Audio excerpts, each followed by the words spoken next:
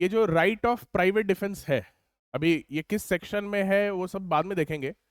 पहले right of private defence क्या होता है ये सभी को पता है कि खुद को प्रोटेक्ट करने के लिए कि कोई भी पर्सन अगर उसके ऊपर कोई भी एमिनेंट थ्रेट आता है, किसी भी तरीके का हार्म का थ्रेट आता है, कोई भी पर्सन उसके ऊपर अ, अगर एग्रेशन दिखाता है, तो हर पर्सन के पास ये राइट है कि वो खुद को प्रोटेक्ट कर सकता है। और ये राइट ह्यूमन इंस्टिंक्ट में ही मौजूद है ना। This right is based on human instinct. जैसे मान लिया कि कुछ भी होता है, जैसे मान लिया कि अब अचानक से कहीं पर आग लग गई है, ठीक है, और उसमें से मान लिया कि कुछ पार्टिकल्स जो है निकलकर आपके चेहरे की तरफ आया है, आप क्या करते हैं? आप रोकते हैं उसको अचानक से, ठीक है। ह्यूमन इंस्टिंक्ट है, प्रोटेक्ट करना है कुछ को। किसी ने आपके तरफ कुछ थ्रो कर दिया, आप खुद को उसको रोकते हैं। ये ह्यूमन इंस्टिंक्ट है, मतलब अपने बॉडी को प्रोटेक्ट करने का अधिकार आपके पास है, ठीक है। ये ह्यूमन इंस्टिंक्ट है। उसी ह्यूमन इंस्टिंक्ट के बेसिस पे आपको ये राइट ऑफ प्राइवेट डिफेंस जो है स्पेसिफिकली ग्रांट किया हुआ है, ठीक है।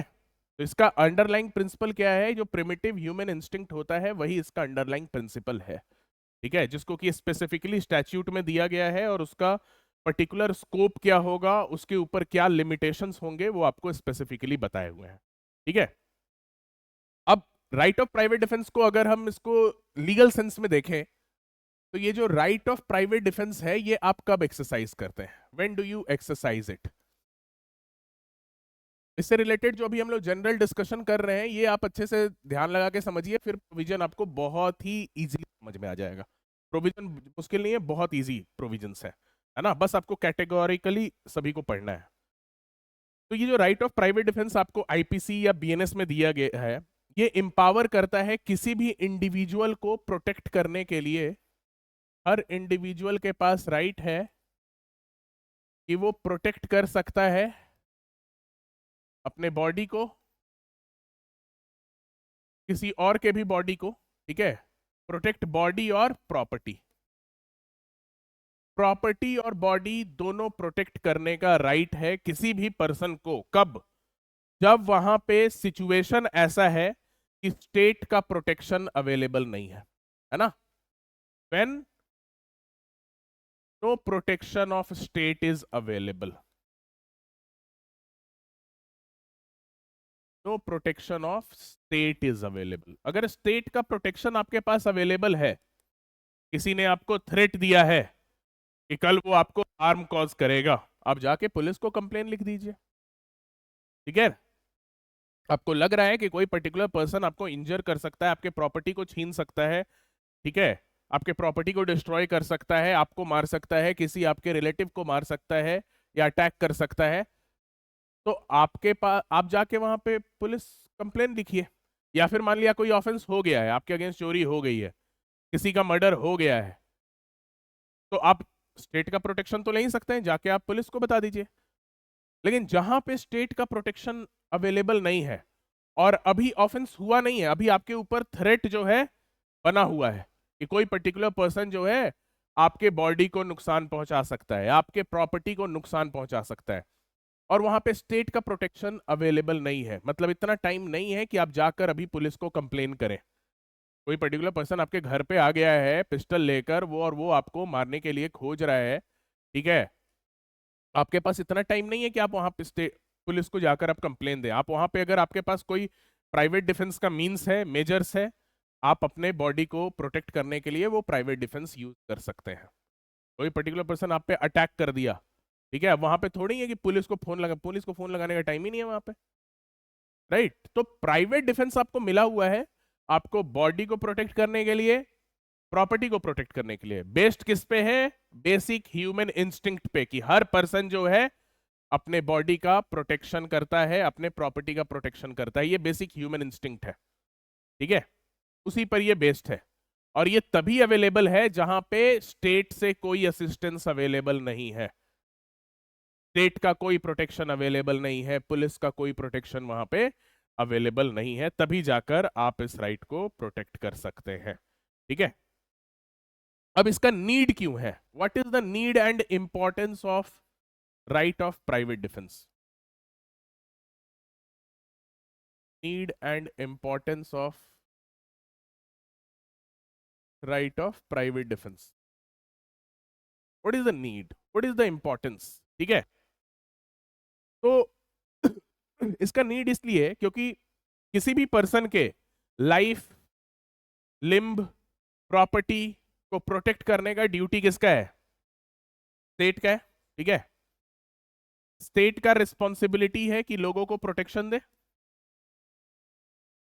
It is the responsibility of state, ठीक है, to protect life, limb and property of person. This is the duty of state. State को ये ड्यूटी हमने दे रखा है. ठीक है, कॉन्स्टिट्यूशन के अंदर भी स्टेट को ये ड्यूटी मिला हुआ है. लेकिन इवन वेल ऑर्गेनाइज्ड स्टेट, एकदम वेल डेवलप्ड स्टेट, जिस स्टेट में सारी फैसिलिटी है, वो भी स्टेट आपको हर एक स्टेज पे प्रोटेक्शन नहीं दे सकता है.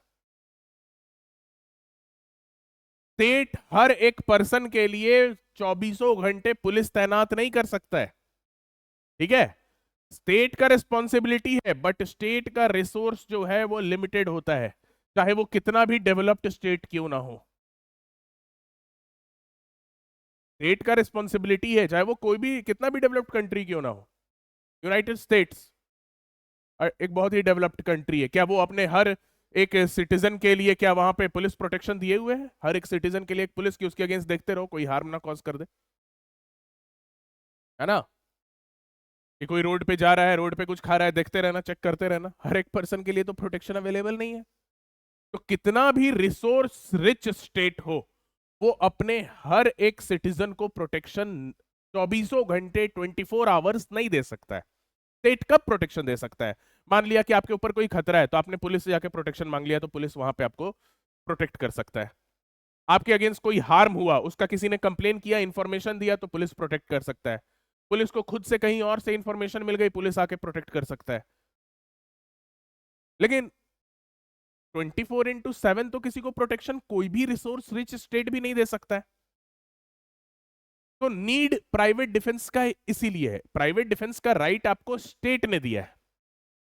स्टेट नहीं, ये लेजिस्लेचर ने ये लॉ बनाया है. बीएनएस हो या आईपीसी, लेजिस्लेचर ने बनाया है, स्टेट ने बनाया ये लॉ. स्टेट ने ये लॉ बना के आपको ये पावर दिया है कि भाई देखो, हम कितने भी हमारे पास फैसिलिटीज हो जाए, कितना भी हम टेक्नोलॉजिकली एडवांस हो जाए, हम 24 घंटा सभी को प्रोटेक्शन नहीं दे सकते. I can't give the protection 24/7 to each and every one of you.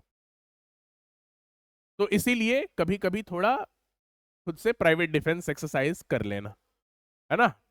कभी कोई ऐसी नौबत आ जाए कि तुमको प्रोटेक्शन अवेलेबल नहीं है स्टेट से, आप प्राइवेट डिफेंस एक्सरसाइज कर लेना. This is the basic the reason need for granting this right of private defence, है ना? क्योंकि प्रैक्टिकली इम्पॉसिबल है ना, कि लाइफ लिम्ब को प्रोटेक्ट करना प्रैक्टिकली इम्पॉसिबल है 24/7.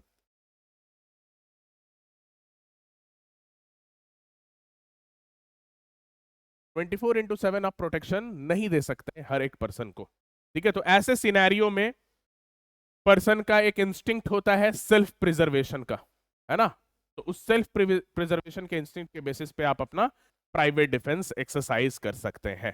ठीक है, और इसके इस राइट के पीछे बहुत सारे फिलोसफिकल बेसिस भी होते हैं. ठीक है, कि बेसिकली आपका जो है preservation of one's own body, of one's own property is a basic human instinct. According to Jeremy Bentham, right of private defence is a necessity, absolute necessity. Jeremy Bentham का कहना है कि राइट ऑफ प्राइवेट डिफेंस जो होता है, right of private defence is an absolute necessity.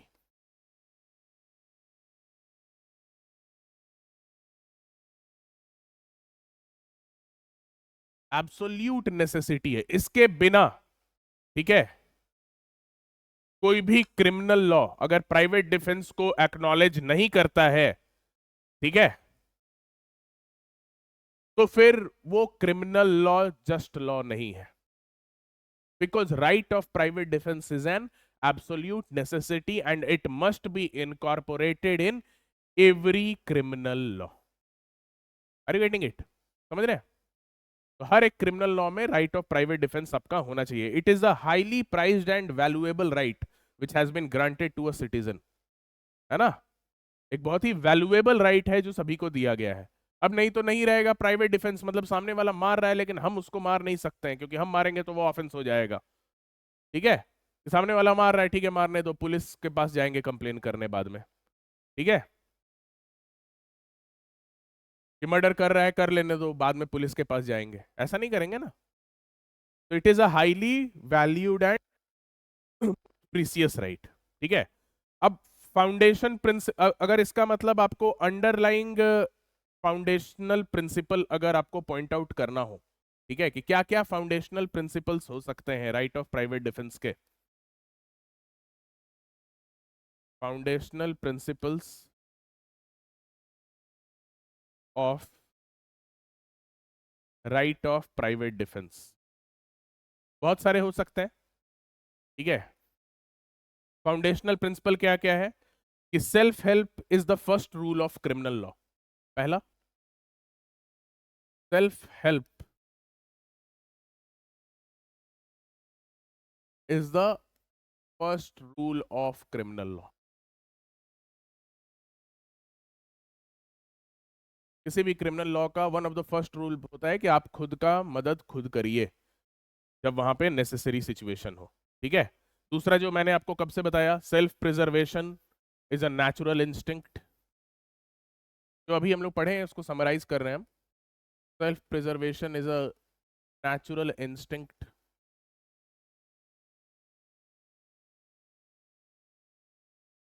ठीक है?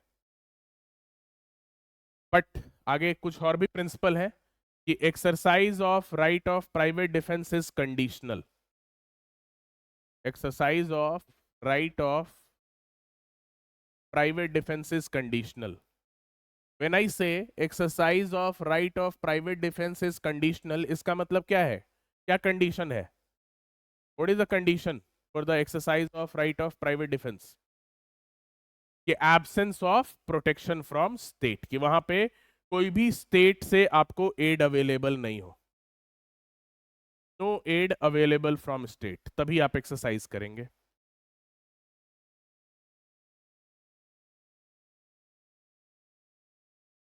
कोई एड आपको, मदद, सहायता स्टेट के थ्रू अवेलेबल नहीं है.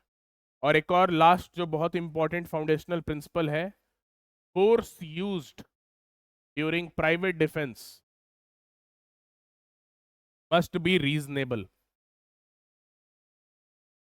कि जो आप फोर्स यूज करेंगे प्राइवेट डिफेंस में वो रीजनेबल होना चाहिए. है ना? कि किसी ने थप्पड़ मारा है, आप गोली मार दिए, this is not private defence.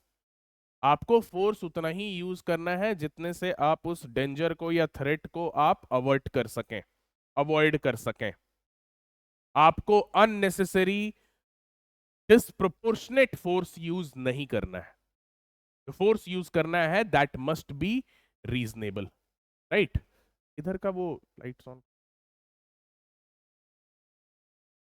इधर का. ठीक है? कि फोर्स जो यूज करना है दैट मस्ट बी रीजनेबल.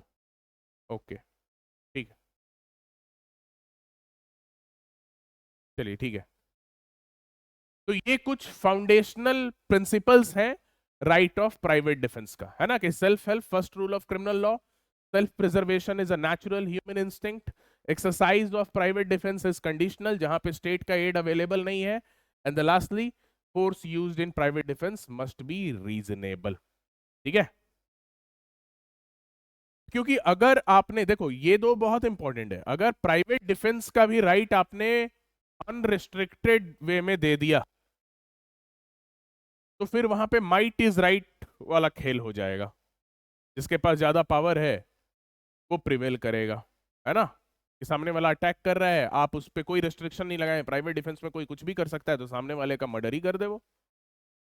सामने वाले को ग्रीवियस हर्ट ही कॉज कर दे. कि सामने वाले का इंटेंशन, सामने वाला बस आपको नॉर्मल असॉल्ट कर रहा है या आपको रॉन्गफुली कन्फाइन करना चाह रहा है, आपने उसका जो है मर्डर कर दिया. तो इसीलिए प्राइवेट डिफेंस का भी राइट जो है वो अनरेस्ट्रिक्टेड नहीं होना चाहिए. प्राइवेट डिफेंस का भी राइट जो भी राइट है, कोई भी राइट एब्सोल्यूट नहीं होता है, सारे राइट पे कुछ रिस्ट्रिक्शन होता है, तो प्राइवेट डिफेंस भी एक आपका राइट है, ठीक है। और ये राइट भी आपका रेस्ट्रिक्टेड सेंस में मिलता है आपको, इसके ऊपर भी कुछ रिस्ट्रिक्शंस हैं, है ना, कि फोर्स जो यूज करेंगे रीजनेबल करेंगे। तो ये तो हम बेसिक प्रिंसिपल बताए प्राइवेट डिफेंस का जो होता है। तो इन्हीं प्रिंसिपल्स के आधार पे आपका जितना भी प्रोविजन जो है प्राइवेट डिफेंस से रिलेटेड वो आपका कार्व आउट किया हुआ है, ठीक है। इन्हीं बेसिक प्रिंसिपल्स पे आपके सारे प्रोविजन बने हुए हैं, ठीक है। तो नेक्स्ट हम लोग अब ये देखते हैं कि ये जो प्राइवेट डिफेंस का जो टॉपिक है इसको हम लोग किस तरीके से अप्रोच करेंगे। इस प्राइवेट डिफेंस के टॉपिक के अंदर हम लोग क्या क्या हम लोग को देखना है। पहले एक आपको शॉर्ट साइनॉप्सिस बता दे रहे हैं ताकि आपको आंसर भी अगर प्राइवेट डिफेंस पे फॉर्मुलेट करना हो तो आपके लिए इजी हो, ठीक है। सबसे पहला चीज जो हम देखेंगे that will be nature of right of private defence. इसका नेचर क्या होता है, nature of right of private defence, ठीक है। पहला ये देखेंगे। दूसरा देखेंगे subject matter, subject matter and extent of right of private defence. क्या क्या सब्जेक्ट मैटर होता है जिसपे कि आप प्राइवेट डिफेंस का राइट एक्सरसाइज कर सकते हैं, क्या किस एक्सटेंट तक आप right of private defence exercise कर सकते हैं, ठीक है। दूसरा ये देखेंगे। तीसरा देखेंगे क्या लिमिटेशन या रिस्ट्रिक्शन है, what are the limitation and restriction on exercise of private defence,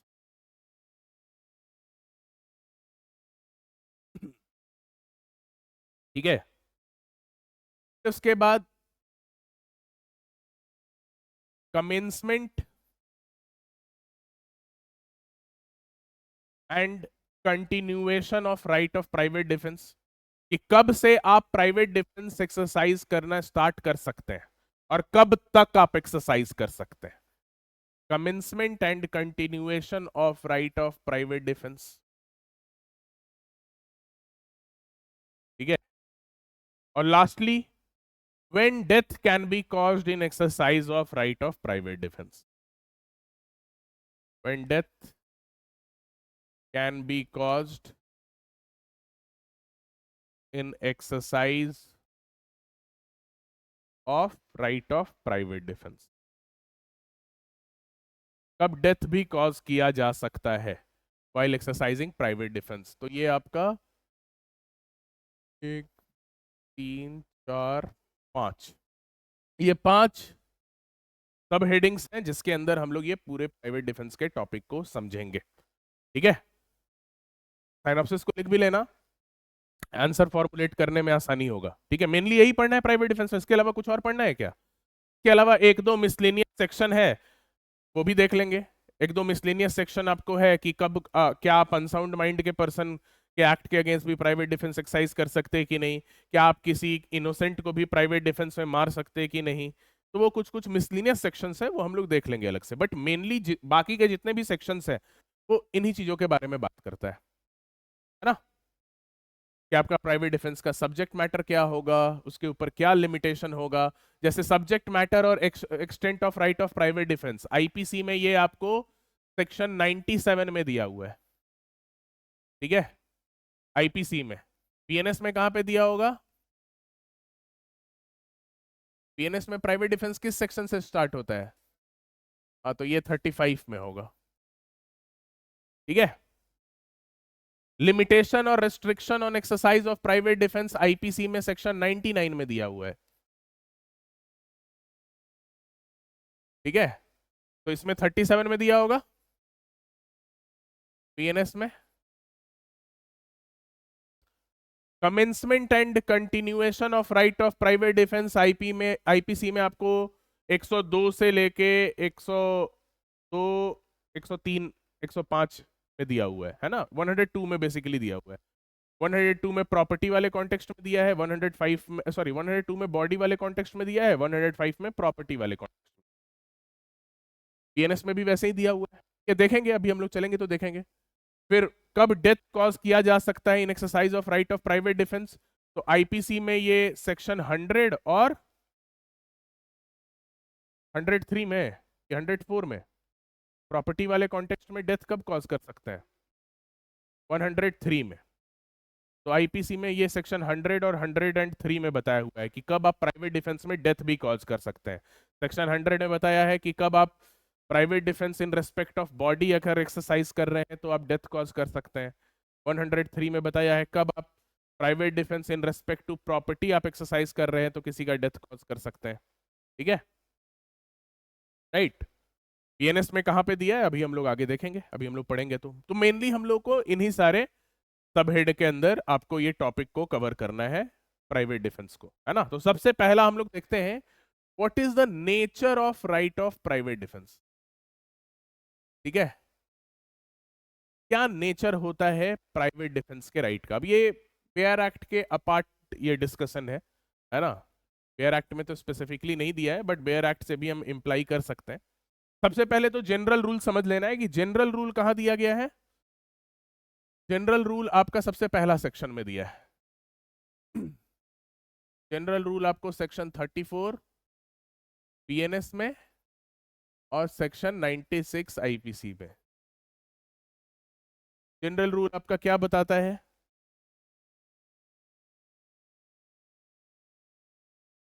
general rule आपका बताता है कि nothing is an offence, nothing is an offence which is done in the exercise of right of private defence. मतलब private defence में आपने कोई भी act किया, अब उससे सामने वाले को कोई भी नुकसान हो, ठीक है, या आपने प्राइवेट डिफेंस में किसी को मारा है, प्राइवेट डिफेंस में किसी को असॉल्ट किया है, प्राइवेट डिफेंस में किसी को चोट पहुंचाया है, प्राइवेट डिफेंस में किसी का डेथ कॉज किया है, प्राइवेट डिफेंस में सामने वाले को कोई भी नुकसान पहुंचाया है, वो ऑफेंस नहीं माना जाएगा। वहां आप एक्सेप्शन क्लेम कर लेंगे। कोई पर्सन जाके कंप्लेन कर दिया कि भाई सामने वाले ने मारा, आप एक्सेप्शन क्लेम कर सकते हैं, मैंने प्राइवेट डिफेंस में मारा है।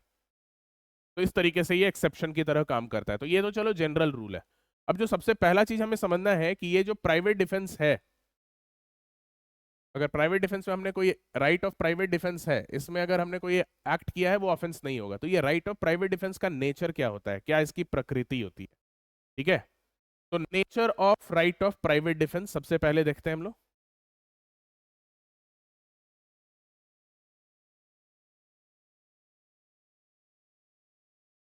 जनरल रूल सभी समझ गए। Nature of right of private defence,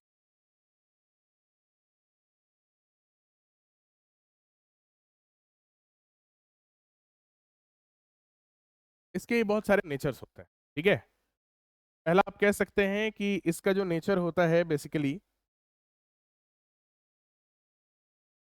defensive, preventive and not punitive. अभी समझेंगे इन सब चीज को। ठीक है, defensive, preventive and not punitive. ठीक है, दूसरा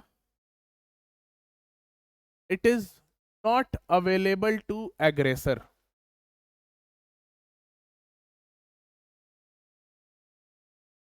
एग्रेसर को ये अवेलेबल नहीं होता है। तीसरा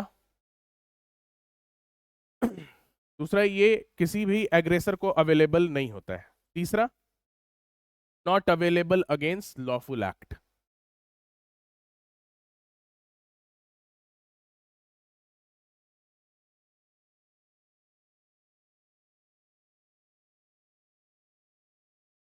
किसी लॉफुल एक्ट के अगेंस्ट ये अवेलेबल नहीं होता है। ठीक है, ये बेसिकली तीन तरीके का हम कह सकते हैं नेचर होता है राइट ऑफ प्राइवेट डिफेंस का। कि एक तो ये प्राइमरली डिफेंसिव प्रिवेंटिव राइट है, ना ही कि प्यूनिटिव राइट, किसी को पनिश करने का राइट नहीं है ये।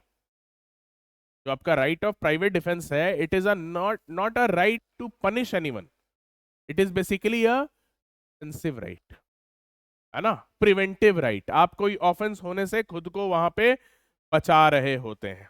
ठीक है, तो खुद को किस बचाना है, कोई ऑफेंस को प्रिवेंट करना है, इसलिए आप ये राइट एक्सरसाइज करते हैं। आप किसी को पनिश नहीं कर सकते हैं कि कोई आपको मार के भाग गया तो अब आप उसके घर पे जाके उसको मार रहे हैं और बोल रहे हैं कि ये प्राइवेट डिफेंस है। नहीं, वो जब आपको मारने आ रहा है तो उस समय उसको खुद को मार खाने से बचाने के लिए, प्रिवेंट करने के लिए आप ये राइट एक्सरसाइज कर सकते हैं। ठीक है, एक केस आप नोट कर सकते हैं यहाँ पे, Dev Narayan versus state of UP, इस कॉन्टेक्स्ट में Dev Narayan versus state of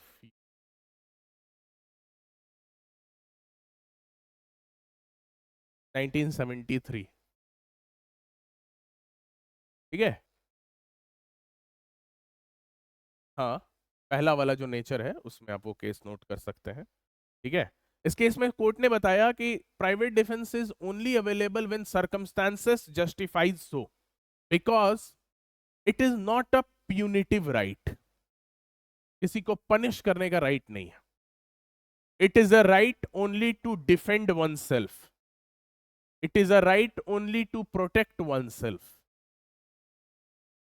तो डिफेंड या प्रोटेक्ट करने का राइट है तो आपको वहां पे सर्कमस्टेंसेस दिखाना होगा कि वहां पे आपको डिफेंड करना जरूरी था, खुद को प्रोटेक्ट करना जरूरी था। तो आपको अगर सर्कमस्टेंसेस जस्टिफाई करते हैं तभी ये राइट मिला हुआ है। ठीक है, प्राइवेट डिफेंस का। और इसको खुद को डिफेंड करने के लिए केवल यूज कर सकते हैं, किसी को पनिश करने के लिए आप ये राइट यूज नहीं कर सकते हैं। ठीक है, आप किसी के अगेंस्ट ऑफेंसिव यूज करने के लिए ये राइट को एक्सरसाइज नहीं कर सकते हैं। यहां पे बताया गया कि when the threat no longer survives, है ना, कि if threat no longer survives, आप प्राइवेट डिफेंस एक्सरसाइज नहीं कर सकते। जब थ्रेट ऑनगोइंग है तभी आप प्राइवेट डिफेंस एक्सरसाइज कर सकते हैं, तभी बोलेंगे ना कि ये डिफेंसिव राइट है, डिफेंस में मैंने किया। ठीक है, कोई आपको दो थप्पड़ मार के भाग भी रहा है तो भी आप उसको पकड़ के नहीं मार सकते। ठीक है, अगर आपको किसी ने दो थप्पड़ मार के भाग भी रहा है, जैसे नॉर्मली तो लोग पकड़ के मारते हैं, ठीक है, आपके साथ भी होगा, मेरे साथ भी होगा, तो नहीं, फैसला यही होगा, कोर्ट जाएंगे तो लेट होगा वहां पे, है ना। अभी फैसला होगा, बाद में मैटर सॉल्व कर लिया जाएगा। लेकिन अभी तो मारा है, इतने लोग के सामने मारा है, बदला तो अभी ही लेंगे, है ना। तो कोई भी जो है, ये भी ह्यूमन इंस्टिंक्ट है। ठीक है, बदला उसी वक्त चाहिए, वेंजेंस। लॉ बोलता है कि नहीं, मार खा गए हो तो अब तुम्हारा गलती, मार खा के मार दिया है सामने वाले ने और वो भाग रहा है, तुम कुछ नहीं कर पाए, तो अब उसको तुम पकड़ के उसके अगेंस्ट कोई ऑफेंसिव लॉन्च नहीं कर सकते हो, को अटैक नहीं कर सकते हो। दो थप्पड़ मार के वो भाग रहा है, भागने दो, अब पुलिस के पास जाओ, take the help of state, because threat अब आपके ऊपर नहीं बना हुआ है। ठीक है, क्योंकि ये केवल क्या राइट है, defensive, preventive and not punitive. ठीक है क्योंकि इस राइट के ऊपर बहुत सारे रेस्ट्रिक्शन भी आपको इम्पोज किए हुए हैं, है ना। वो रेस्ट्रिक्शन हम लोग आगे पढ़ेंगे, जो आपको सेक्शन 99 आईपीसी में है या सेक्शन 37 बीएनएस में है ना, 37 में है, बीएनएस में 38 में, 37 में होगा, है ना, 37 बीएनएस में, राइट। अब जैसे कुछ कुछ केस लॉज हम लोग देखते हैं इस पॉइंट को समझने के लिए। ठीक है, राइट जो है डिफेंसिव, प्रिवेंटिव है और नॉट प्यूनिटिव, इसके लिए हम लोग कुछ कुछ केस लॉज के थ्रू इसको समझेंगे। ठीक है, एक केस था आपका Jaidev versus state of Punjab.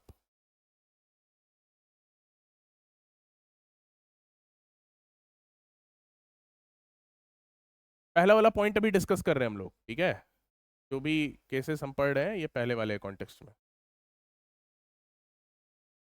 Jaydev versus state of Punjab 1963।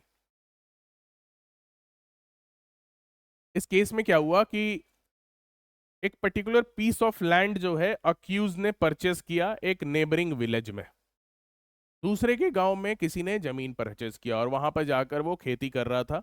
He was ploughing the field, है ना, फील्ड में जो है अनाज वनाज रोप रहा था वो। उस गांव के लोग जो है उसका, उस जिस गांव से वो अक्यूज्ड बिलोंग करता था, उस गांव से रिश्ते अच्छे नहीं थे, तो अब उन लोगों को थोड़ा बेइज्जती टाइप फील हो रहा था कि भाई हमारे गांव में हमारे जो एनिमी विलेज है वहां के लोग जमीन खरीद रहे हैं, धीरे धीरे सब इधर बसने लगेंगे। ठीक है, तो वो जब खेती कर रहे थे तो उस समय गांव के सभी लोग वहां पे लाठी वाठी लेके इकट्ठा हो गए। ठीक है, इकट्ठा हो गए और उन लोग को प्रिवेंट करने लगे।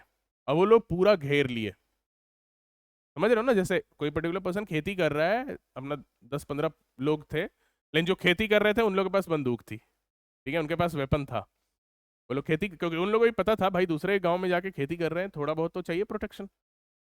तो अब उस गांव के लोग लाठी वाठी लेके आ गए और थोड़ा एग्रेसिव होने लगे, है ना। मतलब अग्रेसिव होके, अभी उन लोगों ने अटैक नहीं किया था, अग्रेसिव होके वो लोग बोलने लगे कि मतलब रोक दो। वो लोग नहीं रोके, करते गए, तो वो लोग और आगे बढ़े, आगे बढ़े। तो उन लोगों को प्रिवेंट करने के लिए थोड़ा बहुत स्कफल शुरू हुआ। तो स्कफल शुरू हुआ तो उसमें गोली चला दी, गोली चला दी, एक पर्सन का मौत हो गया वहीं पर, ठीक है।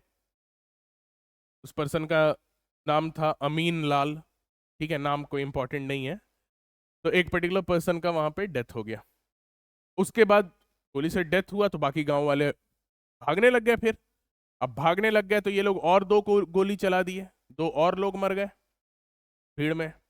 अब वहां पे कोर्ट में जब ये मैटर गया तो सबसे पहला तो गांव वालों ने इनके अगेंस्ट जो है जो कंप्लेन लिखाया, उसमें इन लोगों ने बोला कि अमीन लाल जो पहला इंसान था उसको भी इन लोगों ने मारा है इंटेंशनली या नोइंगली, और दो लोग जो थे उन लोगों को ही मारा है। तो कोर्ट ने बोला कि चलो ये दो लोग वाला तो क्लियर है, जो भाग रहे थे लोग उस समय गोली चला के जो मारा, वो तो आपको प्राइवेट डिफेंस में प्रोटेक्टेड नहीं होगा, क्योंकि वहां पे तो वो खुद को डिफेंड या ऑफेंस को, किसी एक्ट को प्रिवेंट नहीं कर रहे थे, वो खुद को डिफेंड नहीं कर रहे। जब लोग भागने लगे तब गोली चलाई, वहां पे तो वो डिफेंसिव राइट नहीं था। तो चलो ठीक है, उन दो लोगों के लिए तो ये अक्यूज है। क्या अमीन लाल के भी डेथ के लिए ये अक्यूज है, ये क्वेश्चन कोर्ट के सामने आया। कोर्ट ने बोला कि जब बहुत सारे सैकड़ों लोग लाठी लेकर खड़े हैं, ठीक है, और वो लोग जब सामने वाले के साथ स्कफल शुरू कर दिए हैं, हल्का झड़प शुरू हो गई है, तो ऑब्वियसली वहां पे चांसेस है उन मॉब लिंच हो जाएगा उन लोगों का, सब मिल के मार देंगे, है ना। ठीक है, सामने वाले के पास बंदूक है तो थोड़ा वो लाठी के आगे बंदूक ज्यादा है, बट लाइक ठीक है, बट 100 लोग एक साथ मारेंगे तो वो पर्सन मर ही जाएगा ना। और आप लोग झड़प शुरू कर ही दिए थे, तो उसने अपने बचाव में गोली चलाई थी। तो अमीन लाल का जो डेथ हुआ था वो डिफेंस में हुआ था, क्योंकि वहां पे 100 लोग खड़ा थे। अगर कोई एक पर्सन लाठी लेके खड़ा रहता और बोलता कि चल चल यहाँ से निकल, और दो तीन लोग बंदूक लेके खेती कर रहे हैं और तब गोली चला दी है, तो वहां प्राइवेट डिफेंस नहीं होता। लेकिन 100 लोग, सैकड़ों लोग लाठी लेकर आए थे, तो वहां पे जो पहला वाला डेथ जिस पर्सन का हुआ वो प्राइवेट डिफेंस में माना गया, क्योंकि वो खुद को डिफेंड करने के लिए वो डेथ कॉज हुआ, ठीक है। लेकिन बाकी दो लोग जो थे उसके कॉन्टेक्स्ट में बोला गया नहीं, that was not exercise of defensive right, वो प्राइवेट डिफेंस नहीं कहलाएगा। वहां पे आपने किसी को, मतलब जब थ्रेट नहीं था तब आपने वो ऑफेंस कॉज किया, जब भाग रहे थे तब आपने मारा है, तो वहां पे प्राइवेट डिफेंस, उन लोगों के कॉन्टेक्स्ट में प्राइवेट डिफेंस नहीं मिला। लेकिन पहला वाला जो डेथ इसमें अमीन लाल का कॉज हुआ था उसमें प्राइवेट डिफेंस मिला था, ठीक है, समझ रहे हो। कोर्ट ने बताया कि वहां पे पर्टिकुलर सर्कमस्टेंस में क्या पर्टिकुलर पर्सन खुद को डिफेंड कर रहा है कि नहीं, ये केस के फैक्ट और सर्कमस्टेंसेस से हम पता करेंगे, ठीक है। केस का क्या तथ्य और परिस्थिति है उससे पता किया जाएगा, ठीक है। जैसे आपको एक दो केस का और एग्जांपल देते हैं इसके कॉन्टेक्स्ट में। State of Punjab versus Karnail Singh, ये केसेस समझ गए होंगे। अभी पहला वाला ही देख रहे हैं हम लोग, राइट।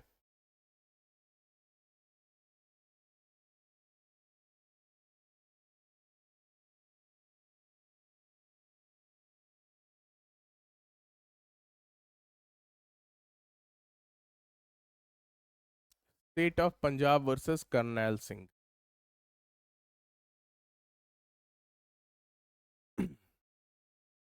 1995। इस पर्टिकुलर केस में, ठीक है, देखो प्राइवेट डिफेंस वहां पे हुआ है कि नहीं, वहां पे तो कोर्ट मौजूद है था नहीं, कोर्ट मौजूद था नहीं। जो प्रोसिक्यूशन बोलेगा उस पर आंख बंद करके तो भरोसा आप कर नहीं लेंगे। आप बहुत सारे एविडेंसेस को कंसीडर करते हुए, फैक्ट्स और सर्कमस्टेंसेस केस का देखते हुए पता करेंगे प्राइवेट डिफेंस था कि नहीं था, ठीक है। तो इस केस में कोर्ट ने कैसे पता किया कि प्राइवेट डिफेंस था कि नहीं। इस केस में क्या हुआ कि तीन लोगों को मारा गया था, तीन लोगों का मर्डर हुआ था, तीन लोगों का मर्डर हुआ था, जिसमें जो अक्यूज था उसने बोला था कि उसने प्राइवेट डिफेंस में उनको मारा है, ठीक है, ठीक है। दो लोगों को फॉरेंसिक रिपोर्ट के अकॉर्डिंग ये पता चला कि दो लोगों को बहुत ही क्लोज रेंज से मारा गया, दो लोगों को बहुत ही क्लोज रेंज से मारा गया था, और उन लोगों को सामने मारा गया था, चेस्ट पे या सर पे सामने मारा गया था, क्लोज रेंज से। और एक पर्सन जिसकी मौत हुई थी उसको थोड़ा दूरी से मारा गया था और उसके मतलब सर के पीछे लगी थी गोली, बैक ऑफ द हेड। और पर्सन क्या क्लेम कर रहा था? Private defence. तो अब फैक्ट और सरकमस्टेंस को देखते हुए कोर्ट ने बोला, ठीक है, कि दो लोगों को जो क्लोज रेंज से मारा गया और वो सामने मारा गया, वैसे केस में मे बी हम कह सकते हैं राइट ऑफ प्राइवेट डिफेंस आपके पास है। हाँ, है ना? क्लोज रेंज से आपने मारा तो ऑब्वियसली वो पर्सन अटैक कर रहे होंगे, ठीक है। मतलब इस बात का सबूत था कि दोनों लोग की तरफ से झड़प हो रही थी, ये बात का सबूत था कि जो लोगों का डेथ हुआ वही लोग आके फाइट कर रहे थे, ये बात का पहले से सबूत था। ऐसा नहीं कि वो लोग निर्दोष थे, जो लोग की मौत हुई वो लोग आकर उसके साथ झगड़ा कर रहे थे। देखना ये था कि इसने डिफेंस में मारा कि नहीं, कि सामने वाला भाग रहा था तब मारा, ठीक है। तो दो लोगों के बारे में तो ये क्लियर हो गया, उनको सामने से गोली लगी थी और बहुत ही क्लोज रेंज से लगी थी, तो प्राइवेट डिफेंस ठीक है। ऑब्वियसली आपके ऊपर एमिनेंट थ्रेट होगा, बहुत ही क्लोज रेंज होगा वहां पे, उस समय खुद को बचाने के लिए आपने गोली चलाई हो, तो वो सामने गोली लगी थी। लेकिन तीसरे वाले को जस्टिफाई नहीं कर पाया अक्यूज्ड। तीसरे वाले को काफी दूर के रेंज से गोली मारी गई थी और उसको सर के पीछे गोली मारी गई थी, यानी उससे ये प्रिज्यूम किया जा सकता है कि वो पर्सन उस समय अक्यूज्ड के लिए एमिनेंट थ्रेट नहीं था। या तो वो भाग रहा होगा या फिर काफी दूरी पे था, वो इधर उधर देख रहा होगा, सर पे लग गया पीछे, ठीक है। तो कोर्ट ने बोला कि तीसरा वाले के बारे में मेडिकल रिपोर्ट क्लियरली साबित कर रहा है कि वो गोली दूर से चलाई गई है, काफी दूर से उस पर, और उसके सर के पीछे गोली लगी है, यानी वो आपके तरफ आ भी नहीं रहा था, वो पीछे मुड़ा हुआ था, यानी थ्रेट वहां पे इमिनेंट उससे नहीं था। तो उसके कॉन्टेक्स्ट में प्राइवेट डिफेंस आपको नहीं मिला, क्योंकि प्राइवेट डिफेंस आपको तभी मिलेगा जब आप खुद को डिफेंड कर रहे हो। और आप डिफेंड कर रहे थे या नहीं ये पता करने के लिए केस के फैक्ट को और केस के सरकमस्टेंसेस को कंसीडर किया। एक और केस देखते हैं, राजेश कुमार वर्सेस धर्मवीर, 1997।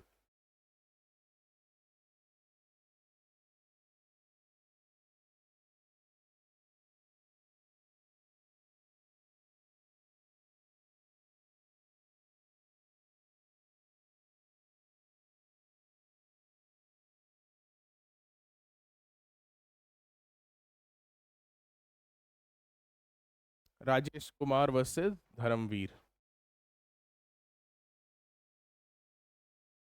इस पर्टिकुलर केस में क्या था, अक्यूज्ड पार्टी थे और एक डिसीज पार्टी थी, ठीक है। एक अक्यूज था, एक डिसीज था, ठीक है। उन दोनों के बीच में पहले से एक शॉप के, दो लोग का शॉप जो एडजेसेंट था और उनके पास एक कॉमन बाउंड्री वॉल था, ठीक है, कॉमन बाउंड्री वॉल। तो जो वहां पे एक पार्टी थी वो उस बाउंड्री वॉल को तोड़ना चाहती थी, ठीक है, ताकि उसका एरिया बड़ा हो जाए। लेकिन इधर वाला जो पार्टी चाहता था वो बाउंड्री वॉल ना टूटे, क्योंकि उससे उसका शॉप जो है घिरा हुआ था, तो मतलब जितने भी उसके कस्टमर आते थे उसके एरिया में आते थे। तो सामने वाले ने क्या किया, कॉमन बाउंड्री वॉल को तोड़ना शुरू कर दिया, इधर के लोगों ने भी डराया धमकाया, ठीक है।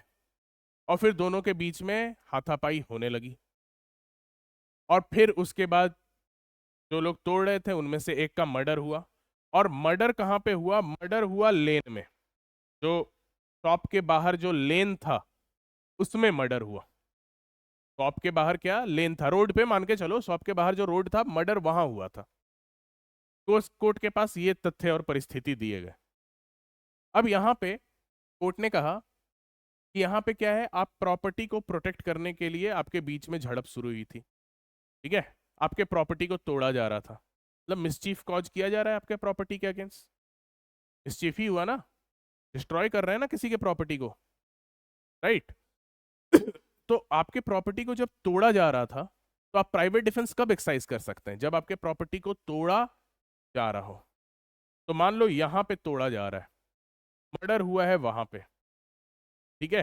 तो ऑब्वियसली फैक्ट और सरकमस्टेंस से ये क्लियर हो रहा है कि at the time when the wall was being broken, उस समय आपने डेथ नहीं कॉज किया, यानी उसको प्रोटेक्ट करने वक्त आपने डेथ कॉज नहीं किया। उसके बाद जो झगड़ा हुआ उसमें गुस्से में आपने बाहर जाके उसको मारा है। मतलब ठीक है वहां पे थोड़ा हाथापाई हुई होगी, लेकिन उसके बाद जब आप बाहर आ गए तब आपने उसका मर्डर कॉज किया। तो आप ये प्रोटेक्शन क्लेम नहीं कर सकते हैं कि आप अपने बाउंड्री वॉल को प्रोटेक्ट करने के लिए आपने सामने वाले का डेथ कॉज कर दिया। Are you getting me? Court ने बोला कि when the threat was imminent, जब वो वॉल ब्रोक किया जा रहा था, तोड़ा जा रहा था, तो उस समय आप कोई हार्म सामने वाले को कॉज कर सकते थे। और ऐसा नहीं कि मार ही दो, जरूरत वैसी रहती तब मारते, लेकिन वहां पे आप हार्म तभी कॉज कर सकते थे जब आपका वॉल तोड़ा जा रहा हो। बट यहां पे जो इंसिडेंट हुआ है वो तो रोड पे हुआ है, रोड पे तो वॉल तोड़ा नहीं जा रहा था। ठीक है, तो कोर्ट ने बोला यहां भी आपको प्राइवेट डिफेंस नहीं मिलेगा, क्योंकि यहां फैक्ट और सर्कमस्टेंस से ये क्लियर हो रहा है कि आपने डिफेंस करते वक्त, खुद को डिफेंड करते वक्त या अपने प्रॉपर्टी को डिफेंड करते वक्त आपने वो एक्ट कमिट नहीं किया है। ठीक है, तो केस के फैक्ट और सर्कमस्टेंस से हम ये समझेंगे कि वहां पे कोई पर्टिकुलर पर्सन डिफेंड कर रहा है था या नहीं कर रहा था अपने बॉडी या प्रॉपर्टी को। तो ये पहला क्लियर हो गया कि प्राइवेट डिफेंस क्या है, ये बेसिकली डिफेंसिव राइट।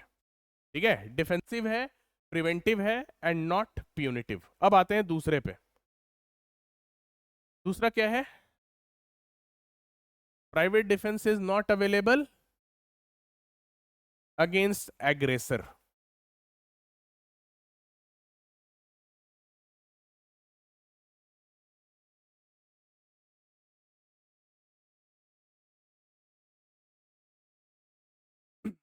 दूसरे वाले पे आते हैं। अगेंस्ट नहीं, sorry, not available to aggressor को ये अवेलेबल नहीं है। ठीक है, क्योंकि प्राइवेट डिफेंस, देखना प्राइवेट डिफेंस क्या होता है, प्राइवेट डिफेंस आपको एब्सोल्यूट इम्यूनिटी दे देता है। आपने वहां पे सामने वाले के अगेंस्ट जो भी एक्ट किया उसके लिए आपको कंप्लीटली इम्यून है, आपके ऊपर कोई भी क्रिमिनल चार्ज नहीं लगेगा। तो जो एग्रेसर है, जिसने वहां पे उस कोई पर्टिकुलर अनलॉफुल एक्ट को इनिशिएट किया है ना, जिसने सामने वाले को थ्रेट दिया है, वो खुद प्राइवेट डिफेंस क्लेम नहीं कर सकता है। अब जैसे मान के चलो कोई पर्टिकुलर पर्सन ए जो है वो बी को अटैक करता है। ठीक है, दोनों स्कूल फ्रेंड थे कभी। ठीक है, बी ने ए के साथ स्कूल में कुछ गलत कर दिया था, उसका गुस्सा अभी भी ए के पास बना हुआ था। 10 साल बाद ए बी को देखता है, अभी भी वो गुस्सा शांत नहीं हुआ है। ए बी पे जाके अटैक कर देता है। अब बी पे जब अटैक करता है तो पता चलता है बी बहुत बड़ा बॉडी बिल्डर हो गया है। ठीक है, अब बी वापस उलट के उसी को अच्छे से पीट देता है। अब यहाँ पे जब इसको वापस वो मार रहा होता है, उस समय ये क्या करता है, इसके पास नाइफ होता है, ये क्रिमिनल माइंड का पर्सन होता है, ये उसको जो है जान से मार देता है फिर बी को। ठीक है, जो नाइफ होता है वो उसके हार्ट में जो है आपको सोव कर देता है। और उसके बाद जब इसको कोर्ट में ट्रायल के लिए जाता है तो ये बोलता है मैं तो प्राइवेट डिफेंस एक्सरसाइज कर रहा था, कि मैं तो बी को मारने गया था, मतलब बदला लेने, कि मैं थोड़ा बहुत मारूंगा स्कूल में क्योंकि उसने एक बार मुझे पीटा था। ठीक है, लेकिन बी को जब वो अटैक किया तो बी जो है ज्यादा पावरफुल निकला, और बी ही इस पर हावी हो गया। और जब वो मेरे ऊपर हावी हो गया तो मेरे पास कोई और ऑप्शन नहीं था, मैंने इसीलिए उसका मर्डर कर दिया, इसलिए मुझे प्राइवेट डिफेंस में जाना चाहिए। है ना? कोर्ट ने बोला कि नहीं, यहाँ पे कोर्ट क्या बोलेगा, यहाँ पे आप एग्रेसर है, जो एग्रेसर है वो right of private defence claim नहीं कर सकता है। ठीक है, एग्रेसर को कभी भी कंप्लीट इम्यूनिटी नहीं मिल सकती है। राइट, तो aggressor can not claim right of private defence, ये ध्यान में रखिएगा। ठीक है, इससे भी रिलेटेड कुछ केसेस हैं, आपको एक बहुत इंपॉर्टेंट केस है इससे related, Chaco versus state of Kerala. ठीक है, जिसमें ये आपको बेसिकली हेल्ड हुआ था।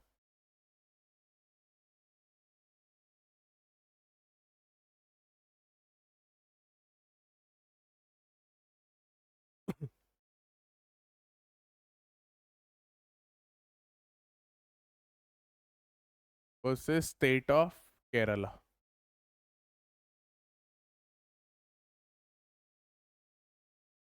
2001, 2001, ठीक है। इस केस में कोर्ट ने आपको बेसिकली ये हेल्ड किया था, ठीक है, कि एग्रेसर जो है वो कभी भी प्राइवेट डिफेंस नहीं क्लेम कर सकता है, ठीक है। बट कोई भी पर्सन अपने प्राइवेट डिफेंस में अपने लिमिट को एक्सरसाइज, लिमिट को क्रॉस भी नहीं कर सकता है, ये भी इंपॉर्टेंट है, ठीक है। कि चलो एग्रेसर तो नहीं एक्सरसाइज करेगा, उसको तो कुछ ना कुछ सजा तो मिलेगी ही, ठीक है, तो सजा मिलेगी, बट कोई पर्सन जो है अपने प्राइवेट डिफेंस के राइट को एक्सीड भी नहीं कर सकता है, ये भी सही है, ठीक है। This is also equally true, but aggressor can never claim the right of private defence, ठीक है, ओके। अब जैसे एक केस था आपका Mannu versus state of UP,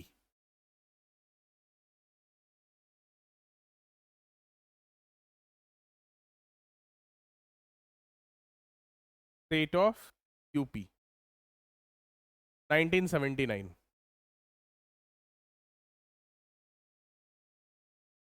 इस केस में क्या हुआ कि दो तीन लोग जो थे रोड पे जा रहे थे, उन्हें रोड पे इंटरप्ट कर दिया, कोई था जिन लोगों से उनकी दुश्मनी चल रही थी, और उन लोगों ने अटैक कर दिया इन लोग के ऊपर, ठीक है, इन लोग के ऊपर अटैक कर दिया।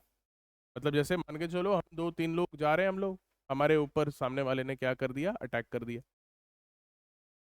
अब वो अटैक किया, वो लोग थप्पड़ वप्पड़ से मार रहे थे तो हम लोग भी मारना शुरू कर दिए, इधर वाले साइड भी दो तीन लोग थे, उधर से भी दो तीन चार लोग थे, तो हम लोग भी मारना शुरू कर दिए, हम लोग मारना शुरू कर दिए, तो पूरा सर वर मुंह नाक सब जगह बहुत अच्छे से मार पीट दिए।